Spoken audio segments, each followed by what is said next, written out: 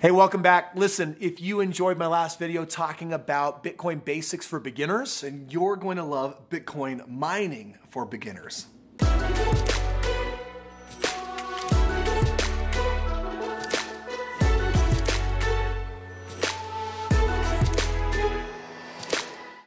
So in the last video, we introduced this idea that, sure, you can obviously buy Bitcoin, but how do you create it? Yeah. And that really gets into a whole conversation here where people are creating it through what's called mining. It's all based on this concept called proof of work, which is, hey, the blockchain needs worker bees, but not humans.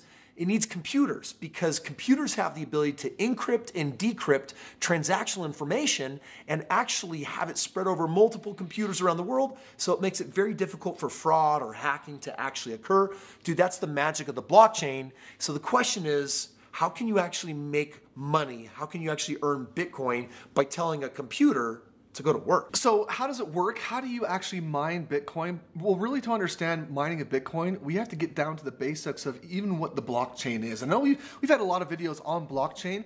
So let's talk about the basics of mining right now. And how do you actually start to mine? Well, really to understand how you mine, you need to understand what the blockchain is, because these miners, these machines, these supercomputers that we're talking about are plugged into the blockchain and they're performing specific functions, right? Kris, what are some of those functions that they perform? So there's different blockchains that are out there, but if we're talking about the Bitcoin blockchain, then you have people that hold Bitcoin all over the world. And they're now wanting to do transactions with each other. And instead of having a bank, which is a centralized, privatized, or maybe government-owned organization, the blockchain is owned by the people, which means that we need to put people to work to make sure these transactions get verified.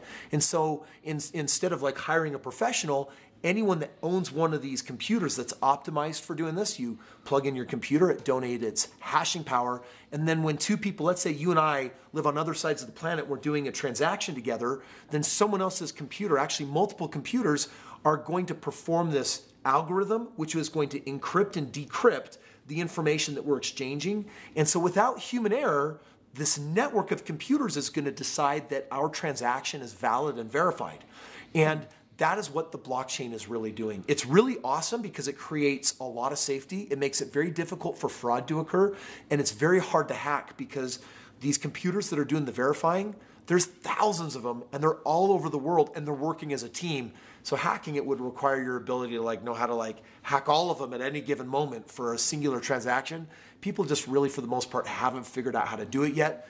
That's not a challenge. Maybe you will in the future, but right now it's creating a way safer internet and it's leaving big business and governments out of it. It's letting us people, it's like a farmer's market, a global farmer's market where we as people can now do commerce with each other without needing to work through fiat currencies or money that's a horrible store of value that loses value. We got our own currency and we've got our own network. And that's what the blockchain is doing. So here's the question, Stephen. Now that there's this blockchain, what does someone do if they want to actually hook into it?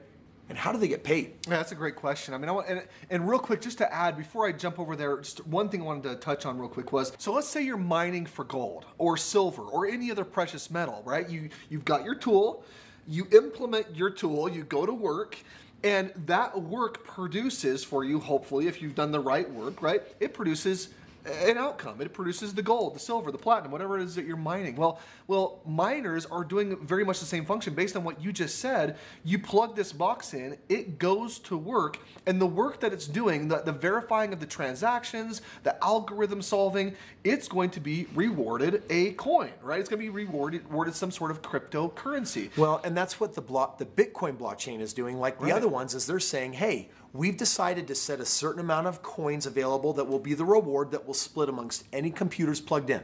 If there's too many computers plugged in, you'll all get a little bit. If there's a few computers plugged in, you'll all get a lot. But this is the reward. It's set. It's already been decided. No one can change that. And this is the way that it works, which creates an opportunity that right now I'm telling you the blockchain needs support. It needs computer hashing power. And that might be you saying, are you telling me I can plug in a computer and make enough money to make my car payment or pay my utilities with a computer? That is possible. Or you might be saying, dude, what if I want to get a lot of computers and pay for all my bills so I don't even have to work? A lot of people are doing that too. But you have to know what you're doing because a lot of people are like, they got crappy computers that aren't really smart and fast. And there's other people that are just paying too much in power. So it's important to understand that the way the professionals are doing this, to help you as a beginner understand this, is that basically there's all these blockchains, they need computers plugged into work, they're gonna give you a cryptocurrency reward for doing it, and if you really wanna be a superstar at it, there's really two things that you need. The first one is you need a rock star computer, a supercomputer that is designed for doing maximum hashing.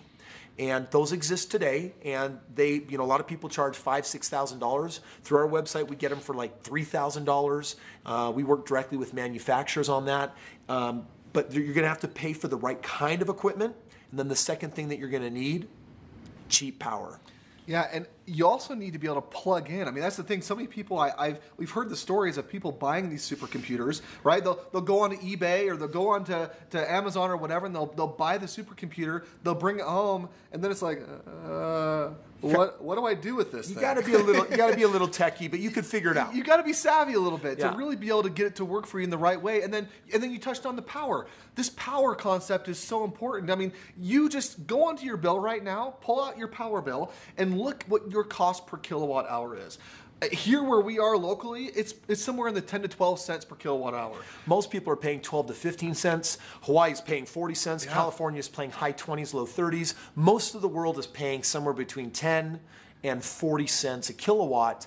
And I'm going to tell you right now that if it's possible through solar or through wind farm, if you can get your price per kilowatt down to 3, 4, or 5 pennies, that's where you're going to make a lot of money in mining. So I'm telling you that to do a double check. Because if you buy the equipment and you plug it in, but you have expensive power, you won't always make money. I mean, you could find yourself increasing your power bill by a couple $100 or maybe even more than that. Yeah. Especially if you're in one of these really expensive areas. So what you're saying here is, in order to mine right, and we're trying to give you the basics here of mining, you've got to make sure that not only you're getting the right machine, you got to make sure that you're getting the proper power, right? Mm-hmm. Put that in place. You have to know how to set up your machine. So you have to be a little bit tech savvy, right?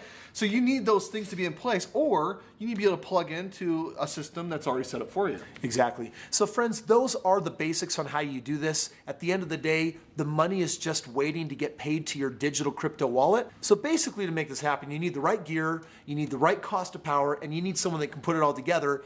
And by the way, just so you know, if you go to our website, Stephen and I have found the power hunters that bring that price down to on average 4 pennies a kilowatt. We work direct with the manufacturers on the equipment, and we make it all available where it can even be totally set up for you, even though it's yours and you own it and you get paid on it every single day. So that's the basics that we wanted to cover with you guys.